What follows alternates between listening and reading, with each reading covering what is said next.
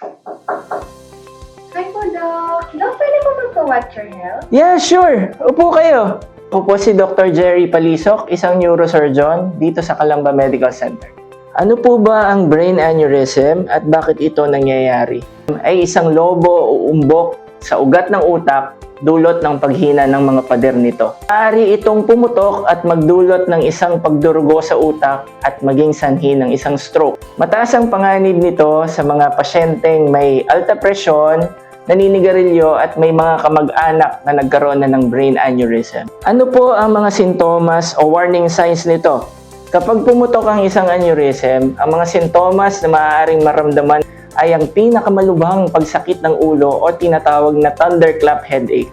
Maaari itong samahan ng pagsusuka, pananakit ng leeg, panghihina ng isang side ng bahagi ng katawan, hirap magsalita o pagkawala ng malay tao. Paano maiiwasan ang ganitong kondisyon? Mahalagang makontrol ang alta presyon, tumigil sa pagsisigarilyo, at kung may kamag-anak na nagkaroon ng aneurysm, mas magandang magpasuri agad sa doktor para sa agarang pagtuklas.